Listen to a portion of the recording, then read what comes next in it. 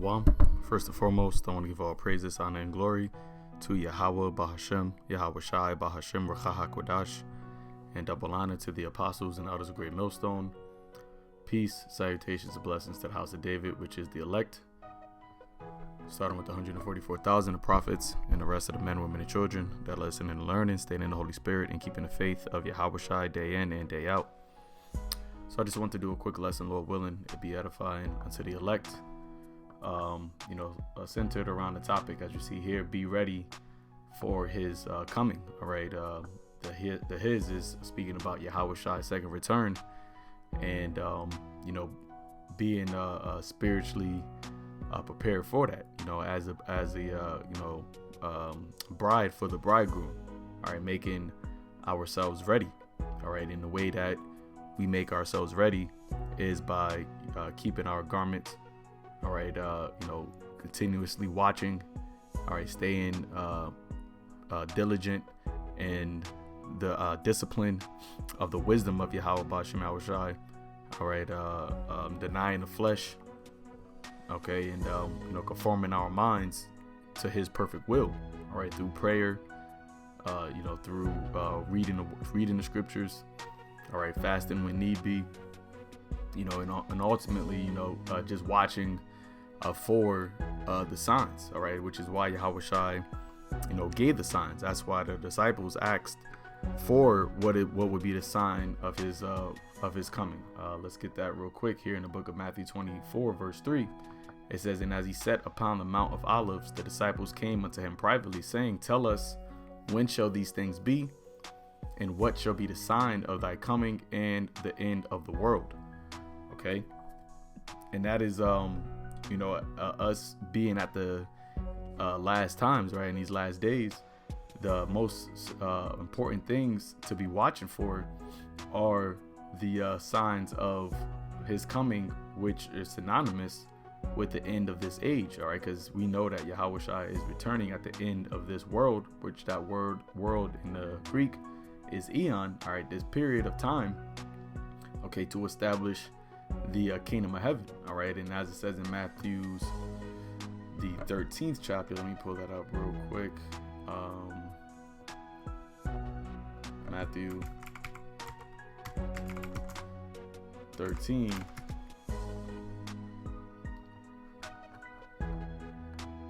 Matthew chapter 13, verse 41, it says, "And the Son of Man shall send forth his angels," right? And that's going to be when he returns.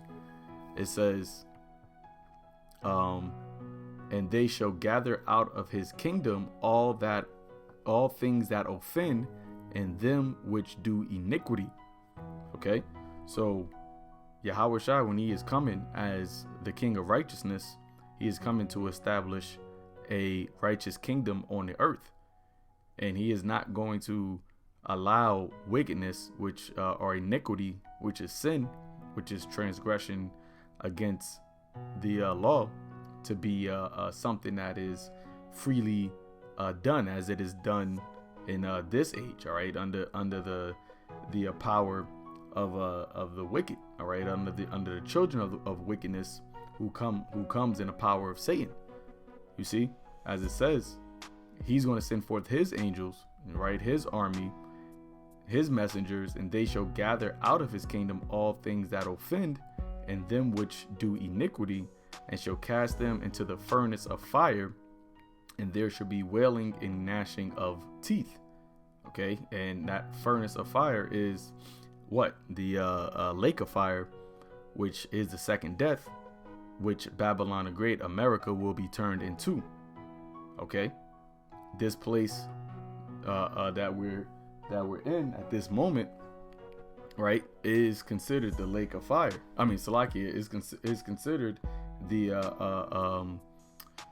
valley of the shadow of death, right, which will be turned into the lake of fire. Okay, but going back to the point down here in verse 42, right, it says, "Be ready for his coming." Yahawashai says, "Watch therefore, for ye know not what hour your Lord doeth come." All right, because as Yahawashi told us that no man knows the day nor the hour, but he gave us signs of the seasons that he will be coming, right? What it will look like on the earth, what type of vibration there will be. All right, the as it says in Habakkuk, the vision is yet for an appointed time, and then in the end it shall speak and not tarry, right? So like it shall speak and not lie. Okay, and we see, according to the things that YAHAWASHI told us, what the earth, all right, what will be going on in the earth, that we are in that appointed time right now. All right, and you have a lot of these men that claim to be teachers, prophets, elders, and all these other names. All right, ultimately they're just false teachers, right? They're speaking about a whole bunch of other things except the prophecies of the times that we're in. Okay, which, as it says in Revelation 14th chapter, the testimony of YAHAWASHI is the spirit of prophecy. All right, and in order to be prepared, right, or be ready for his return, you have to understand prophecy. You have to understand the time that we're in, okay, and how it links up to the prophecies of the end times. So that's why YAHAWASHI said, watch, watch therefore. Even in the book of Luke, the 21st chapter, he said the same thing. Let's get that. And this is one of my favorite scriptures. It says, and take heed to yourselves, lest at any time your hearts, meaning your mind, be overcharged with surfeiting and drunkenness and cares of this life, so that day comes upon you unawares. All right, so there's going to be a particular day that is going to come, which is called the day of the Lord. All right, and if that day, if you're not watching, if you're not taking heed, if you're overcharged, if your mind is overcharged with the surfeiting, right, and the drunkenness and cares of this world. Let's go into the NLT. It says, watch out, don't let your hearts be dulled by carouseling, or carousing rather, and drunkenness, and by the worries of this life. Don't let that day catch you unaware. And a lot of people are going to be caught unaware, just as in the days of Noah, because they're in this mindset of mirth, right? They're in this mindset of not being sober, or sober minded, serious minded, right?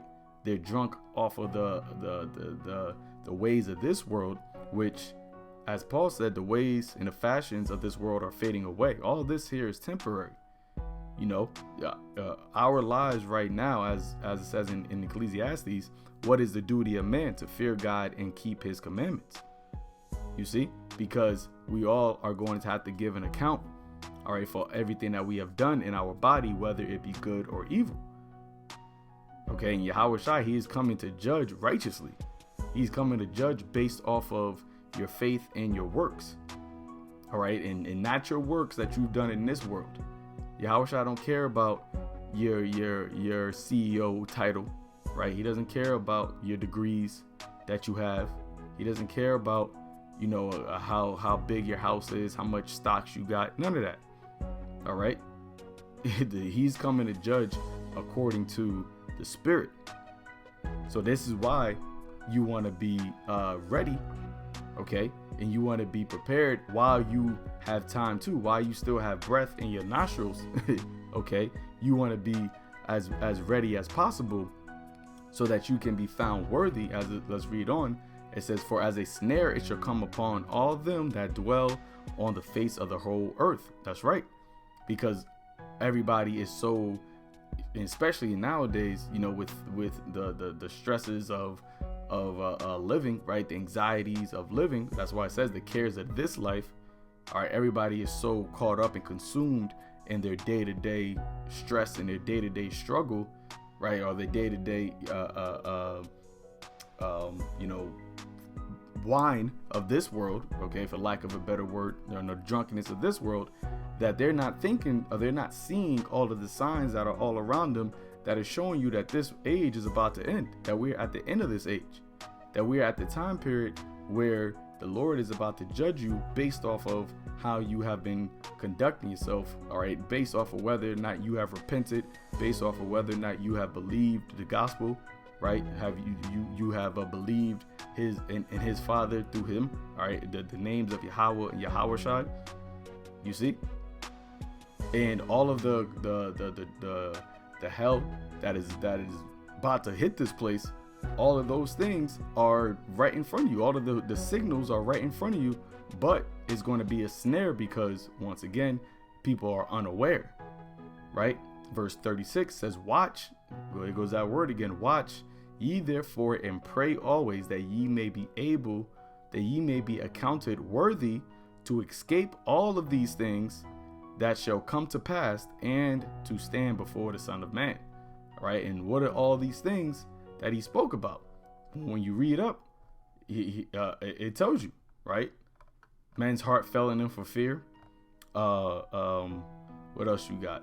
You know, the persecution, the earthquakes, the famines, the pestilence, the wars and rumors of wars, the nation versus nation. Basically, you know, 2nd Ezra 15th chapter and 16th chapter.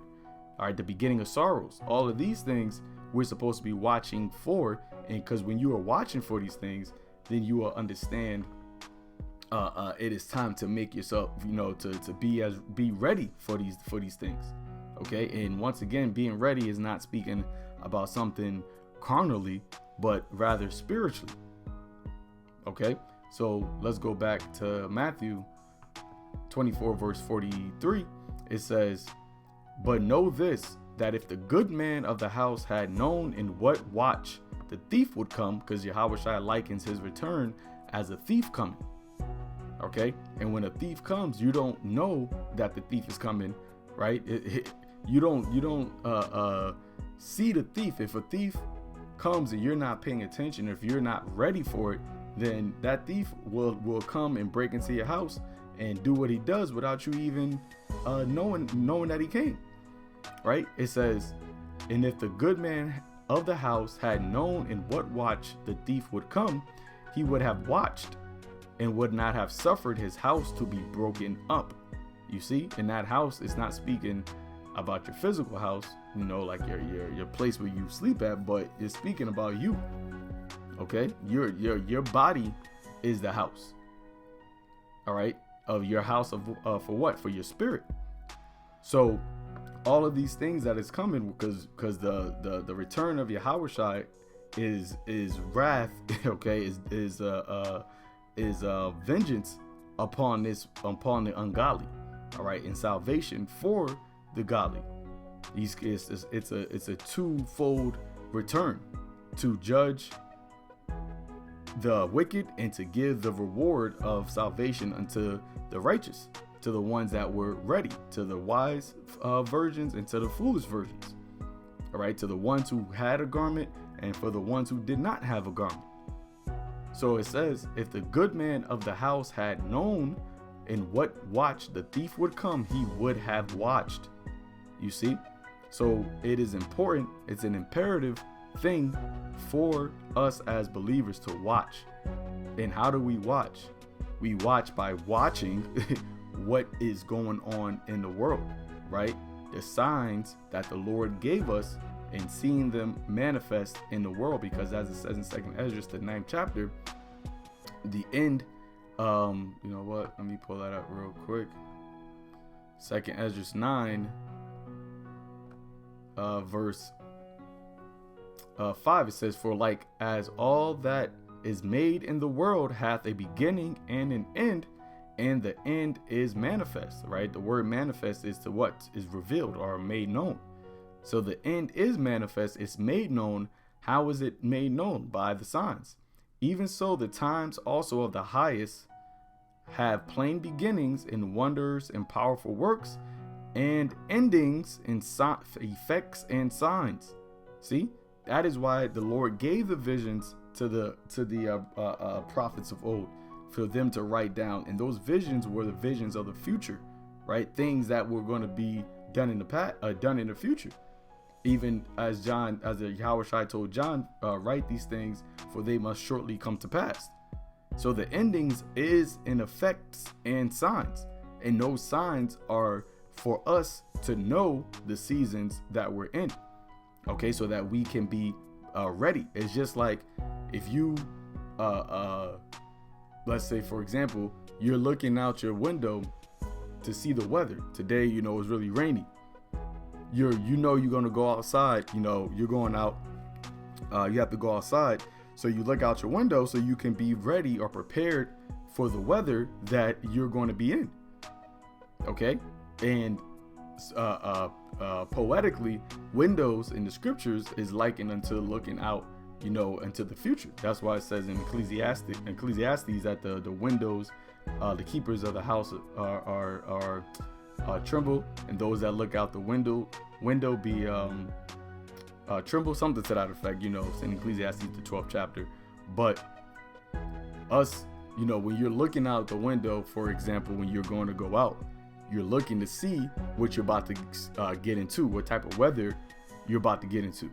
Well, and likewise, these signs and these effects that we're seeing is a indication of the time period that we're coming into. As the scripture says, the days of trouble are at hand, but I will deliver you from the same.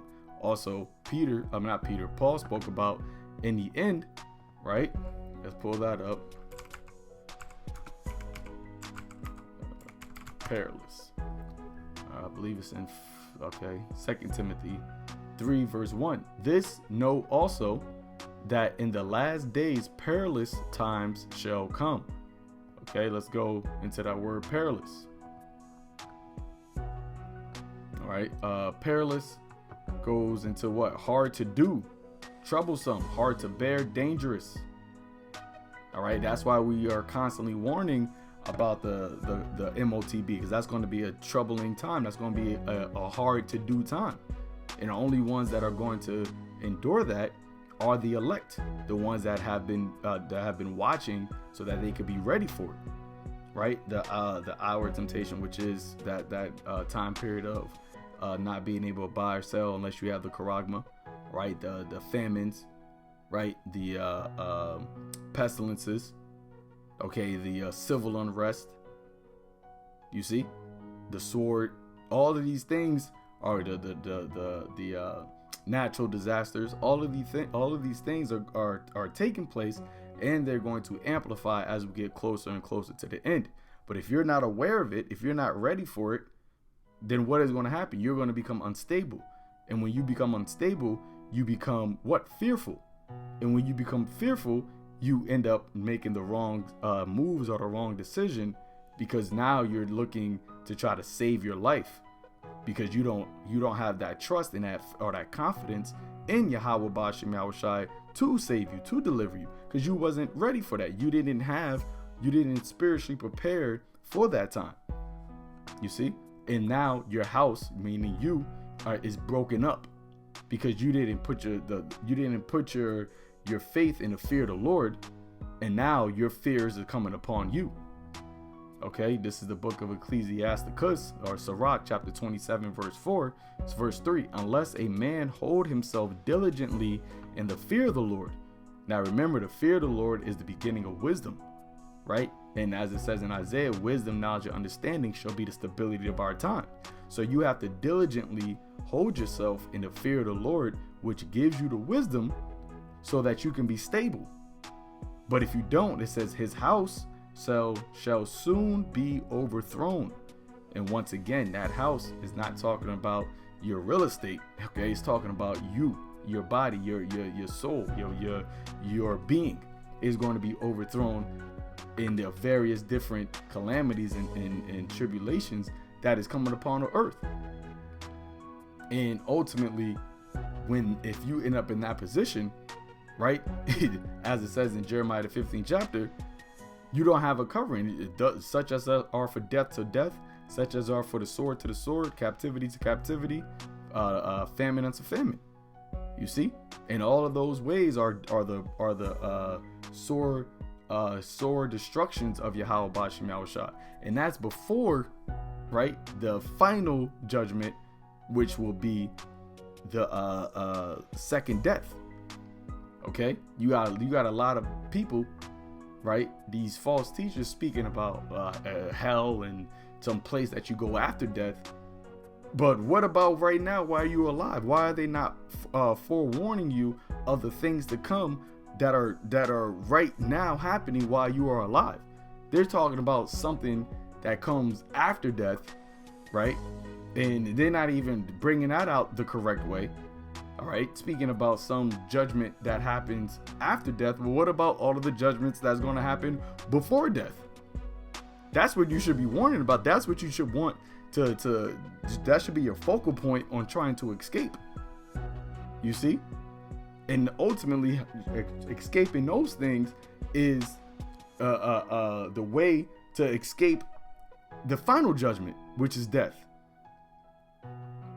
But once again, you got a lot of, as it says in was that 1 Timothy the 4th chapter, that the Spirit speaketh expressly that in the latter times some shall depart from the faith, giving heed to seducing spirits. And that's what it is. And doctrines of devils. Let's get it. Now the Spirit speaketh expressly that in the latter times, and this is another sign, right, that we are in the latter times, the end times. Some shall depart from the faith, right, which a lot of men that are now speaking wayward doctrine were ones that were once speaking according to the doctrine that they received from the same men that they're now calling demons and false prophets and et cetera, et cetera. So who's the ones that really departed from the faith, right? It says, giving heed to seducing spirits and doctrines of devils. Okay, Jewish fables. All right, that Greek mythology of Hades and the god of the underworld and the nether realm and all this BS nonsense. Okay, because they don't understand the scriptures and what it means when it speaks about hell, right? And that's a whole nother topic for a whole nother time, which Lord willing I will get into. But right here is what YAHAWASHI is speaking about. He's speaking about being ready while you are alive, being ready to taking heed so you can escape the things that are coming upon the earth, because a lot of people are not going to be able to escape it. They're going to be entrapped, ensnared by it because they were unaware. And a job of a prophet, of a true man of the Lord, is to give the warning for the times that are approaching. All right, when you read and listen to the prophets of old and their prophecies and their warnings, they were warning about future events that were going to take place on the earth. Okay, now of course John, right? He spoke about the kingdom, which guess what? The kingdom is on earth. Everything, everything that was written aforetime was speaking about things that were happening on the earth. All right, judgment on the earth. What did Solomon said? I seen under the sun the place of judgment. Okay, and what is under the sun? When you look up in the sky, you see the sun. So what is under that? The earth. Place of judgment is on the earth.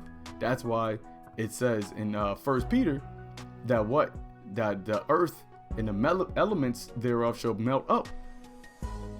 And if we know all these things so melt with fervent heat, what manner of conversation shall we be in all Salaki? I know I'm butchering, so let me just get it real quick and I'll end it out with that.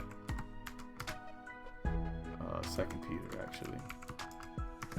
2 Peter chapter 3